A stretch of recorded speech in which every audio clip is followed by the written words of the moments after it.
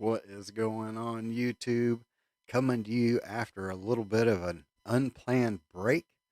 I was sick, and so I am sorry. I have not been on here for a minute, but I do want to say welcome back to the train wreck. Today, we are going to jump right into a video. This is the first time I've watched this content creator. It's called Good Lawgic, referred by a longtime family friend of mine. And so we're going to jump into one of his videos. This is the synopsis of the Maxwell trial, excuse me. And he has actually been in the trial. He's been physically present. There is a group of other people that I believe were also, may have been taking turns, but if you get on their YouTube channel, they have a lot of live streams where they've got a lot of people involved who are there giving their take on the testimony that has really not been exposed to that much. So let's go ahead and jump over here, and we'll let him say what he's going to say, and we'll talk after he's done. Have an early lunch today, and the defense came forward their oral arguments brought by Laura Menninger. Now, Menninger started by addressing the white elephant in the room. And she said, "You might look at my client like she's Cruella de Vil and Devil Wears Prada all wrapped into one, but that doesn't mean she's a sex trafficker because she ain't." And then she started poking various holes in statements made by the victims. And to be honest with you, the next 20 minutes to half hour of her oral argument was somewhat chaotic. You never knew where she was going to go next. It didn't feel like it had any sort of flow to it. And I was somewhat disappointed considering that we're dealing with a multi-million-dollar defense counsel here. But she found her legs and started getting stronger after she made an admission. She made one admission that surprised me, where she implicitly admitted that Jane was on the flight in 1996 that went from Palm Beach to New York. And this is, considering the fact that it could be a very damning admission, that's a key element that has been hotly disputed by both sides as to whether or not it was Jane the victim or a different person sharing the same first name as Jane. That's been something that defense has been contesting throughout, and it seemed that there was an implied admission on that element during the course of her oral argument. But after that point, she started getting her legs and she started getting stronger and stronger. And she actually finished with a very strong close. And the way she started getting stronger is she started pointing out that the government wants you to convict Ghislaine Maxwell and send her away on the basis of Jane's testimony, when on cross-examination, it was a series of I don't knows and I don't remember, and this statement that you're quoting me for, yes, I did say that to the government, and yeah, it's conflicting, and yeah, I don't remember her ever touching me, and all these different statements which were refuting the statements that she made on direct on. Based on that, the government wants to tell you, the jury, to go lock her up. And I thought that those were some very strong points. Then she actually came up with a theory, which was a really interesting theory, arguing that based on the evidence that had been presented, that one could believe that the claims that were made by the victims as to when they suffered their abuse may have been backdated by a year or two, specifically with respect to Jane and Annie. And she started tying together different pieces of evidence to try and show the jury that, hey, if you look at this flight log, you look at this thing here, it kind of makes sense to say that these things happened a year or two later than when Jane and Annie claimed that they did. And then she further postulated that it could be that they were backdating these claims in order to make themselves qualifiable for the victims of Jeffrey Epstein Fund, stating that you had to be under 17 in order to qualify. So maybe the reason why they backdated it was that they were motivated by money, that they wanted to retain eligibility for that fund. Now, we're going to come back to that theory, that statement, as far as they wanted to make themselves younger in order to retain that eligibility in a moment. But I just want to finish up with what the rest of her points were. Then she started pointing out that we're missing all sorts of different evidence and all these different documents that we should have seen and we haven't seen, and that the government promised to bring us and didn't bring. And then out of the blue, she screams, "Where's Virginia Roberts? Where is she?"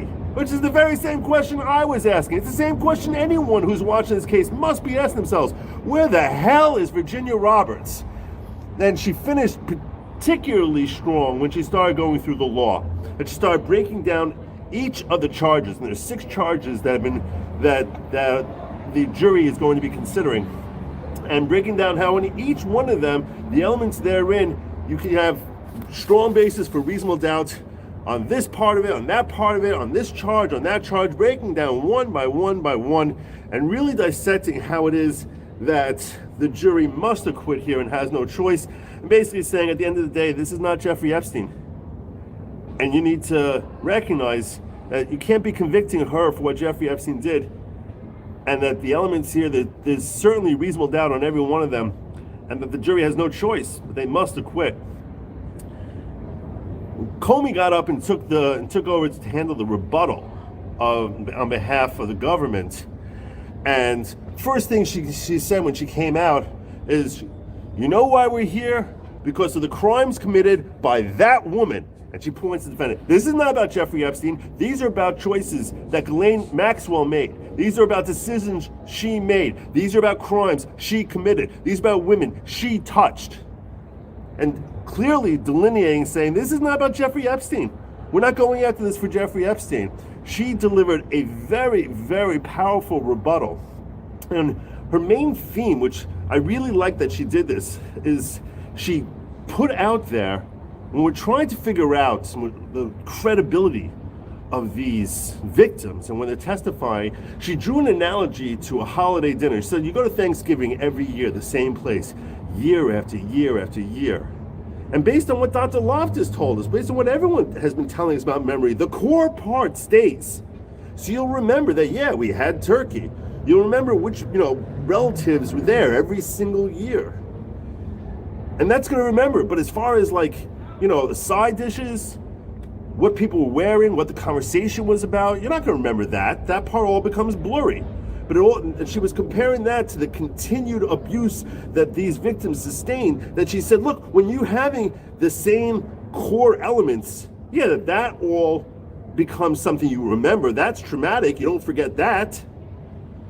But but as far as the peripheral stuff, yeah, that starts to blur together. And she pointed out, saying, look, if there's one year that you're having Thanksgiving, and someone makes a mistake when they're baking the pie and they use salt instead of sugar, and they bring out the pie, and everyone's like, blech, this is awful. So when you're looking back on it a decade later, you might not remember which year it was, but that doesn't mean it didn't happen.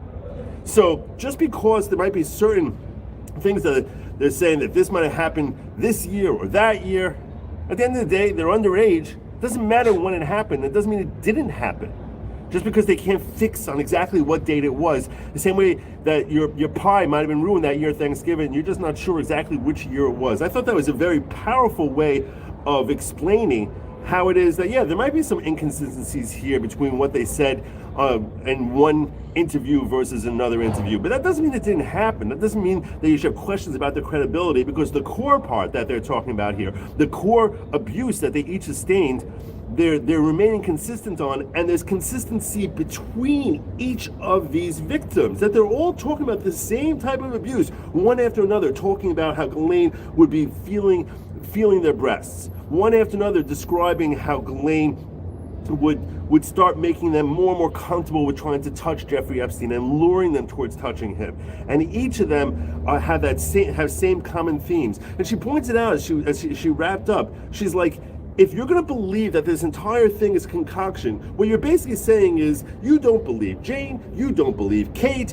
you don't believe Annie, you don't believe Carolyn, and you also don't believe Matt, you don't believe David, you don't believe Sean, you don't believe Juan Alessi, because their stories are all consistent with each other, as they are with the documentary evidence. You're going to say all of this, it was just, the defense will have you believe that everyone here is just concocting a story. And it just happens to be, even though they have no financial motivation. And she actually pointed out, she's like, Laura Menninger stood up there and said something that was totally made up in her own mind. Remember, we were talking about how she said that you have to be under 17 in order to be eligible for that Epstein Victim Fund? That's not true. You could be any age and have been eligible. So her point was, there's no financial motivation. We have corroboration here between 8 different people who came forward, documentary evidence which shows Jane on the plane, and all sorts of one testimony after another, each of which are telling the same thematic story, that Ghislaine Maxwell was pushing this entire enterprise forward in order to help satisfy Epstein's sexual need, and in order to get for a financial basis, which he basically pointed out that when you get $30 million, that's not, oh, I'm going to give you like a nice little, I'm going to give you a nice little gift. That's we molested kids together type money. I thought that was a very powerful line. She finished off incredibly strong. I'm going to give you a fleshed out version of this when I do my live stream tonight, because there was just a lot of details here that I can't wrap up here quickly enough. But I'm going to urge you need to turn in, hit subscribe, share this with others, comment, like, do all that jazz. I'm going to be fleshing this out tonight on my live stream at 10 p.m. I'm also going to tell you about some interesting tidbits that came up during the course of jury instructions, which I was like, wow, that's kind of out of left field. All that's going to come tonight, 10 p.m. Make sure that you're subscribed, you hit the bell, you share this with everyone, because this story needs to be told. There are no other attorneys out there who are giving synopsis like this. As far as I know, no other attorneys who are sitting here in court giving this kind of synopsis. You need to subscribe, your friends need to subscribe, your children need to be subscribed. Well, not little kids, but you understand what I'm saying. Anyone above age, get them subscribed. Till next time, Godspeed. All right, I really like that guy. People ask me. Yeah, let me kill that. Okay, so yeah, first time I've ever seen this guy, and so like I said, recommended by a family friend, and so it was trying to find someone who was actively at the trial. He had been there the entire time, as he was referencing his live stream where they go through, and that was because that was from about 8 days ago. And the new things that he has had up that are related to the trial are live streams, and they are a couple hours long. But they are, well, you can, there was 10-minute picture of what you would expect to see on the live stream. So if you guys, there's more to comment on this. There has been, in this kind of a odd place where you find support, I guess. I'm a nerd, so I watch like gaming channels and stuff like that on occasion, just usually to shut my brain off, as it were. And on one of the live streams, I heard, and it was a female gamer, a lady gamer, and she's like, "Yeah, me and this other lady gamer just did a video about this pedophilia ring and how no one seems to be talking about it." These were lady gamers, and they got together specifically to do a video talking about this because they were just appalled at how no one is standing up and stepping out and standing up for these kids that are put through this.